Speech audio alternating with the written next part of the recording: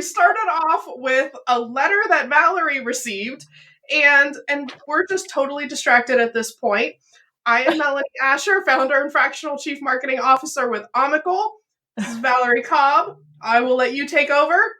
I'm Valerie Cobb. I am a fractional CRO with the Impact VC. We'll do that one this time. All right. Well, because this is Mindsetaholics, we try to look at mindsets and we look at marketing and sales messages that can hurt or help your brand. And on a recent episode, we did talk about the biggest competition is a no decision with the fact that buyers cannot align. And because they can't align with each other, we have to get to a point where we can gain consensus. And so this letter was fortuitous. I haven't signed an NDA, so it seems a bit strange that I would get a letter like this. And I almost feel like I have to put my glasses on to look smart, but I am going to... Okay, Mel has her glasses on. All right. So I'm not by any stretch of imagination saying that I am smart, but there is a little bit of, I guess we could call this episode Building Trust, Mel. I think we should have it be the cliff of trust. The cliff. I think it was very true. So some know that I own land, and because I own land, I get approached by every realtor out there. I get approached by low ballers sending me an offer through the mail, etc. But this one hit a new, what I would call low. And that might even be giving it a little bit more. So, what not to do in a marketing and sales situation. I'm going to read this. Please be aware that as investors, we cannot pay full market value for any property we buy. Wow. This is what set us off. And if you're going to send a marketing letter and straight up insult the recipient in the first sentence, don't send it. At least pretend to flatter. At least, at a bare minimum. Say, hey, have a nice day. Something nice, not, hey, you're an idiot and we're going to amplify and prey on that. It's like, I was just floored by it. And it's to be real, it's the first paragraph. It's a first line in a paragraph. And I didn't tell you that, Mel. So okay. At the very beginning, they did have a few niceties that said that we're an investment company and we have many satisfied clients. Now, great, but even still, that goes back to it's all about me. Exactly. Nothing to do with you. My particular comment was have some niceties about the person, the company, the recipient, whoever you are sending this to. There needs to be some level of acknowledgement or respect to the recipient. WIIFM, what's in it for me?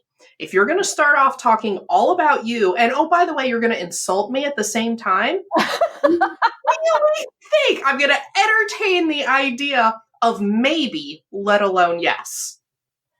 I think at the end of the day, there is in the sales process, there is always the being real and always an upfront contract of things that you should expect, because part of that is trust building, right? This is what you should and should not expect from this interaction, right? However, when we use the word fair market value, that means that you will indicate that you will be being fair. So the problem is they indicated that they will not be fair. Fair market value means if you were to put your land, in this case, on the market, that this is what it would be priced, this is what it would be worth, and this is most likely what it would sell. That is fair market value. They're coming in straight up saying, we will not offer you what your land is worth. And you should still tell us yes. I know, right?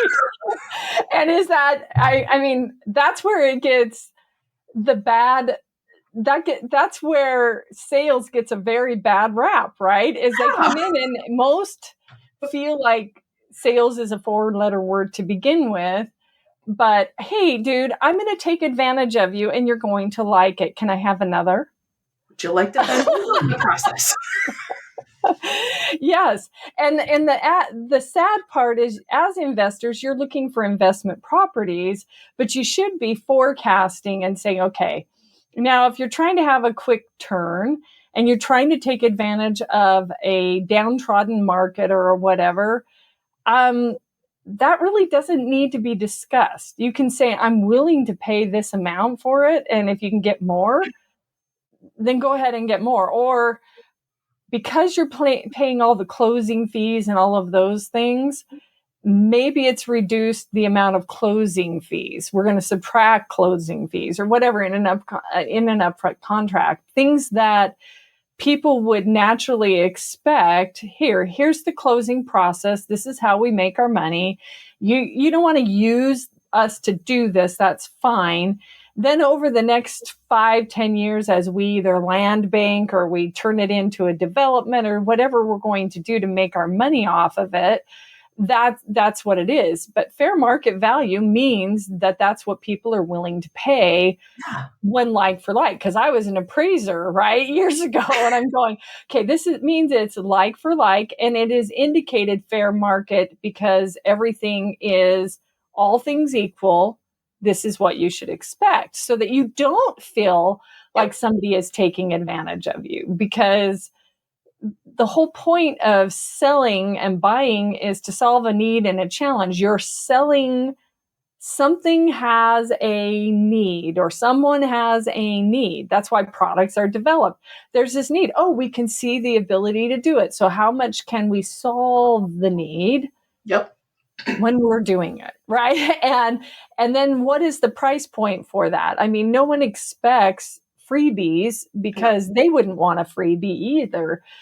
But at the end of the day, that's, to me, marketing 101. It never even needed to be said.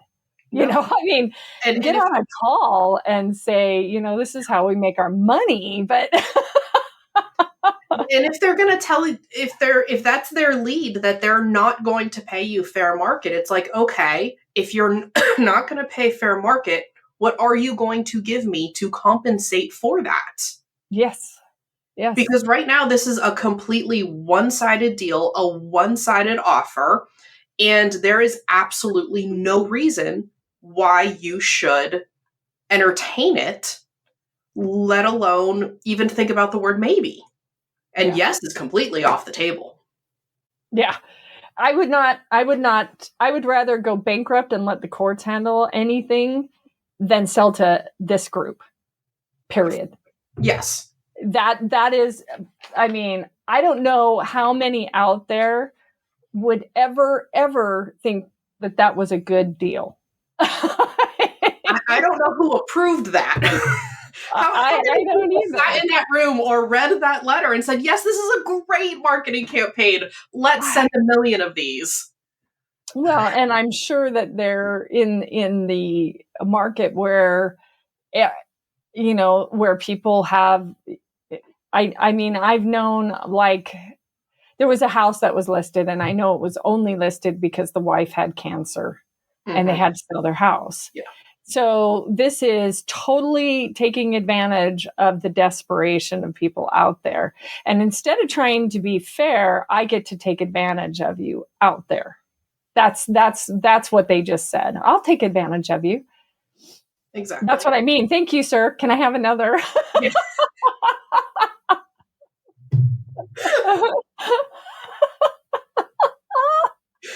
Okay, so you've received this as an unsolicited letter.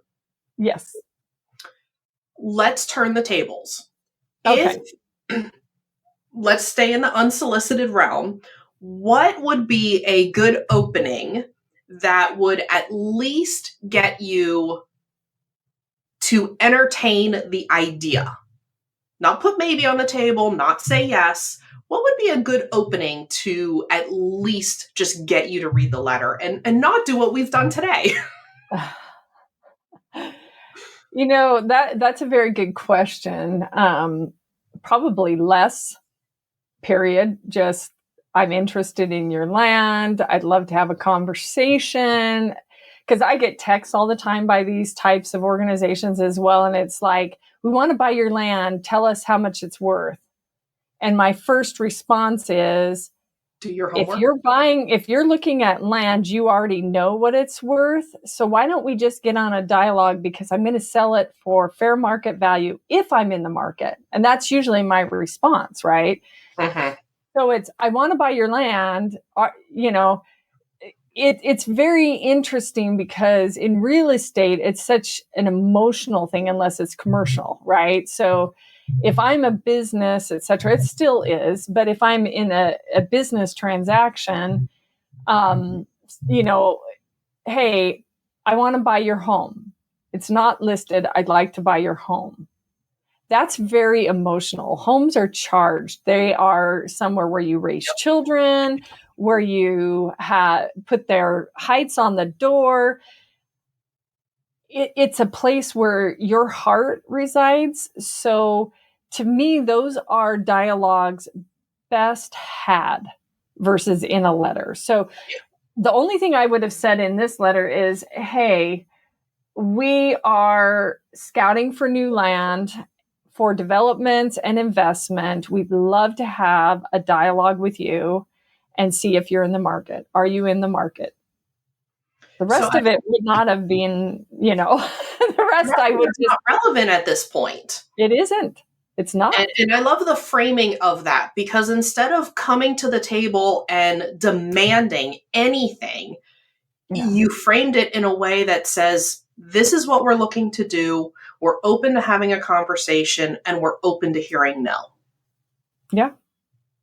And you did it in a very inviting way that there's, even if you're not interested or in the market, you would probably at least consider having a conversation out of curiosity to see what your land would be worth.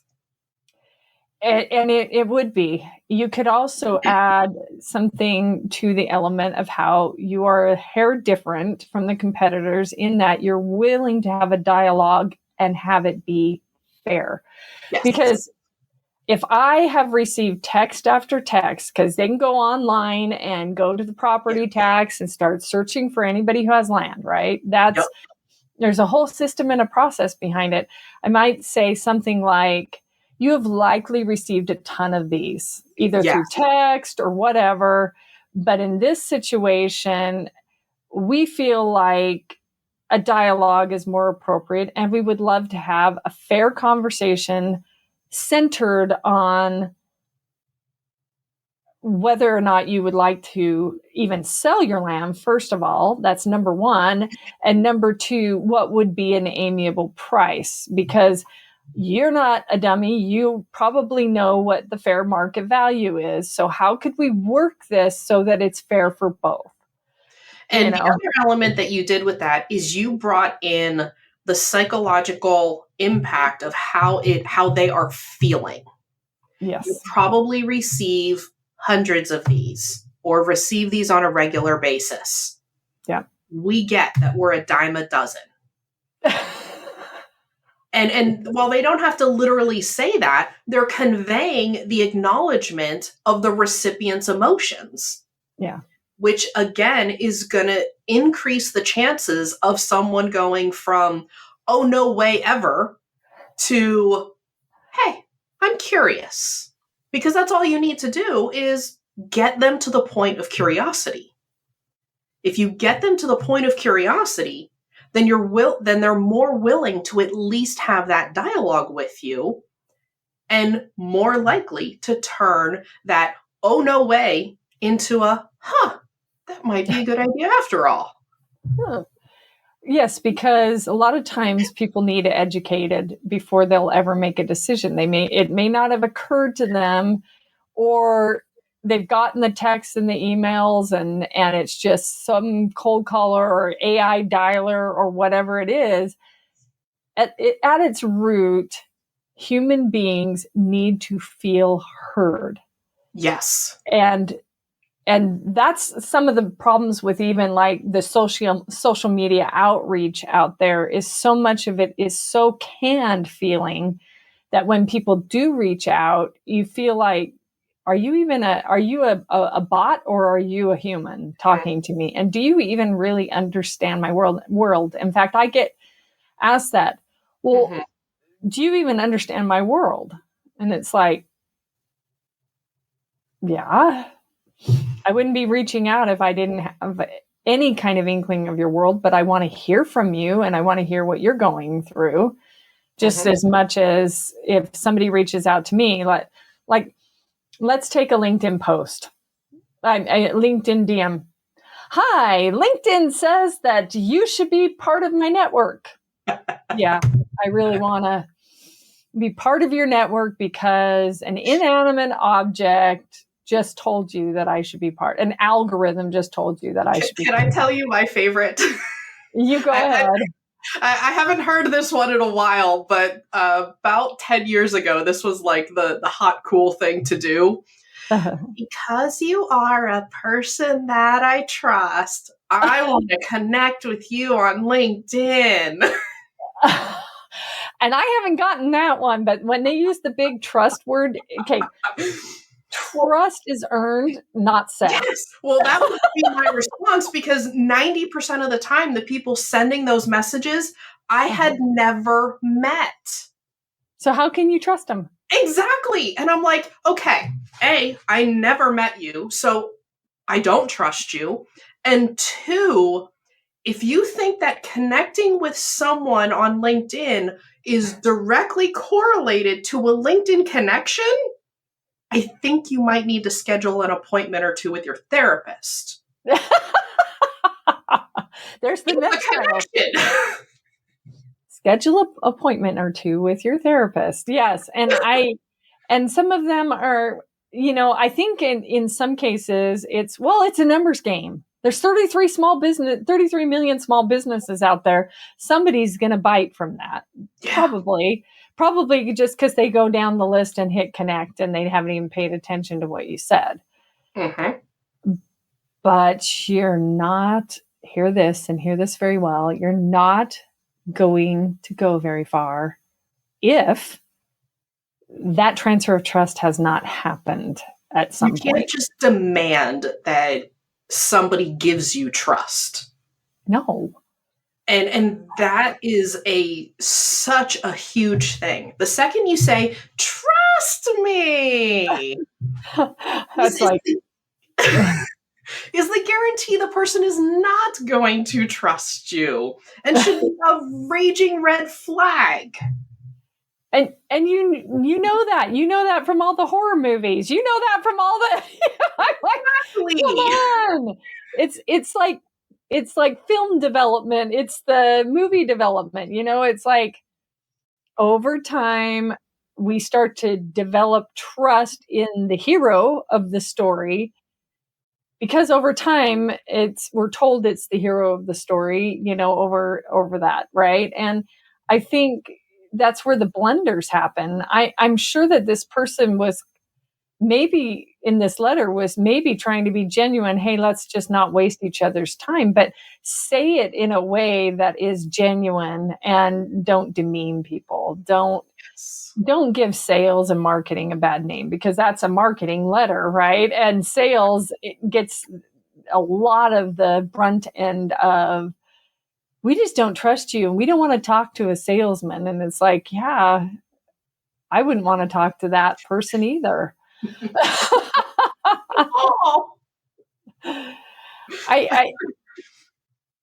I love, I've said this before, I love Catherine Brown's book, How Good Humans Sell, almost 100% just because of the title. It goes back to sales It should not be a 4-letter word, period.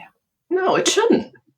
If it's done right, it's a space for creating mutual. Sorry, I had to sneeze. Well, okay. Keep going. When sales is done right, all it is creating a space for a mutually beneficial relationship. I love that. But that's when it's done right. When it's done in this context of what we're talking about, the table just becomes slimy and disgusting, and nobody wants to come to that table. No, they don't want to come to that table. So let's bring up the concept of no. Your 2-year-old loves to say no. Why? That's my favorite word still today. Actually, no, it's why. Why? I said why secondly, but why do we love the word no? It exerts our own personal control. Absolutely. So in marketing and sales, if we give permission to say no, one of the best that he's no longer alive, but Jim Kemp's The No System, I'm a disciple of it. Empowering people to say no. Do you like to drink bad water? Well, of course not. I mean, that makes it easier on people if they're allowed to literally say the word no. Yep.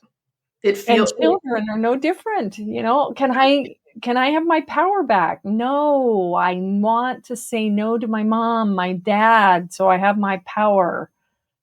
I want to say no to anybody who's in control or perceived control, so I feel like I have control over me. Yes. And permission to say no. And going back to this letter, there are some things that are best said in a dialogue and people come to it, but you didn't have to say, you could have phrased that, we'll have to look at the market conditions and you can always say no to any offer, but let's get on a call and see what we can come to. You don't have to say, I'm going to take advantage of you. Yeah, no. There was absolutely no reason for that letter to start the way it did. Other than to give us a fabulous animated conversation today. It did. I know I shocked you this morning. I'm full of thoughts, right? I'm like... That's good, because I was like, okay, it's a Monday and very gray and I'm feeling it. Happy Monday, everybody. Let's not have the wool pulled over our eyes in a sales marketing message. And yes. Yeah, I laughed out loud when I read that letter. I was like, wow, I train sales teams to not do something like that. Yeah. If you wouldn't like to be told that, then don't say it ever. That's number one. You said something earlier as far, and I think I just lost my train of thought. No. I had a good one. You said something. I had a response. I don't know, but the second one that I was going to say is empowering the people you're selling to say no is fabulous. And the goal of sales is to get them to yes, but on their own terms. So they feel like they have the control. This letter and the demanding of trust up front is an automatic game stopper. It's an automatic going to say no. There was no invitation to say yes. There was no invitation to even consider whatever they were going to talk about. Yeah. In this case, they were talking about land, but they could have been talking about anything from puppies to crackers to cookies. And no was always on the table because of how they opened it. Yeah. Yeah. In training on deal review and how to set up deals, one of the things that happens is you do not ever need a bad deal. So if the goal is to get them to purchase what you want, I would say a higher goal is to get them to purchase what they need. Mm-hmm. And if it's not your solution, then be ready to pass that off. Because I think that that's also where a lot misunderstand the sales process is at the end of the sale, there's this salesman sitting on the call that starts pushing you. Yep. But you got to buy, but you got to do this. And that's what is icky or gross in the sales process is when you get somebody who is pushing something on you that is not a need. Because again, we've had these conversations. I don't know if it's on Mindsetaholics that we've had it, but at the end of the day, you do not need, nor do they need that deal. And the pain of same has got to be greater than the pain of changing. So if the pebble in my shoe is not bothering me enough to change, there's going to be no way that that person is going to change the shoe. Yep. When the pebble hurts bad enough, then they start looking for solutions and products are born and all of those things happen. But we're creatures of habit. Yep. And anytime that you destroy trust by becoming pushy at the end, I got to have this deal. I got to have this deal. Chris Voss calls it neediness, right? You know, you don't need this deal. I love that he mentions in Never Split the Difference. You're not going to split a human in a hostage negotiation, right? At the end of the day, the need is to not split the human in a hostage negotiation, right? And the reality is neediness causes sleazy marketing and sales behavior. Yes. And in that sleaziness, that also leads into like the timeshare, where when you say no, they have a lower package for you to consider. And when you say no to that, they have a lower package for you to consider. And they keep going. And it's like, you don't get the fundamentals of sales. You don't get the fundamentals of creating a valuable relationship. They've shown that when you do these behaviors, you have higher churn and you have less satisfied customers. They may sign with you initially, but they will either cancel their contract early or it's a guaranteed they won't renew. Why would you want that? For the moment, I want a sale. For the moment, you know, and yeah, exactly. The organization doesn't want that. That boils down to whether or not you got your commission or whether or not it becomes a neediness factor that doesn't serve anybody, including yourself later on, because it ultimately ends up hurting you, hurting the brand, hurting the company, because it creates that culture, it creates that reputation, and it creates that customer experience. So over time, what's going to happen is you're going to end up with even longer sales cycles than what you already have. You're going to end up with higher churn rates, and you're going to end up with more and more dissatisfied customers because you're attracting wrong fit clients instead of right fit clients. I think it goes back to that entire mindset, right? Are you helping the customer or are you not? And if the product market fit is there, then you will more often than not be helping the customer. But if, again, going back to trying to align decisions on what that product is, that's a whole nother story and a whole nother episode. But the reality is, just think in terms of your 2-year-old, right?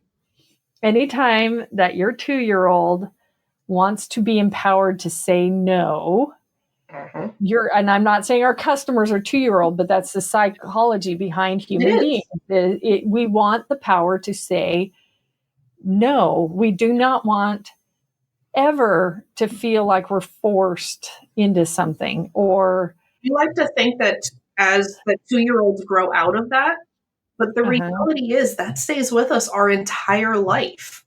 We always need to have the ability to feel like we can say no, we can say yes, that we have a choice. Yep. And so it doesn't matter if you're 2, if you're 14, or if you're 44. You know, it's all part of it's about creating the environment of choice. Now, yes, there are certain things you can do to help them see things your way and get to yes, but ultimately, if they are a right fit client, it is a right fit situation, the yes is almost certain because they will make sure the funds are there for that right fit. You were talking about the pebble in the shoe. I describe it as when the pain and the fear of what is exceeds the uncertainty and the fear of the unknown, that's when you will make change. But that's too hard for me to digest. I had to actually think on that one. It's not always the physical pain of the pebble that is the problem. That is true. And everything you just said is so true. I mean, absolutely so true. And it's very much thought-provoking with that, because we talk about diets at the beginning of the year, right? We have to really want that. And I know that I've been, I have a daughter getting married soon, and I know that I have been exhibiting so much food control just to be that mother of the bride, that I'm like, okay, after the wedding, I'm wondering what's going to happen, if I'm going to keep that resolve, or if I'm going to, oh my gosh, because but I wanted that resolve, right? And I had a reason for that resolve, whether it was her or my own health. Actually, it was mainly my own health. I was working on some things, but at the end of the day, her wedding came right along inside me working on some things to be healthier. And so then it gave me an extra little, I won't say cookie, carrot, because then I'll want the cookie. We can make cookies healthy for you. We can make them out of chickpeas. We have the raw cookies. And a lot of times, if you get the right recipe, you don't even know you're eating a healthy cookie. Yeah, well, I've got a very discerning palate when it comes. I know. I will have to share some of my recipes with you, because I take great pride in, no matter what I make, there will be something secretly healthy in there, and you just have no idea. Yeah, well, my latest now is chia seeds, but we'll talk about that on another episode as well. Yes. At the end of the day, empowering people to say no and treating people fairly is what humans want. Yes. At the end of the day, that's what it is. Alrighty, so like, share, subscribe, and leave a comment below, and we will see you next time. Awesome.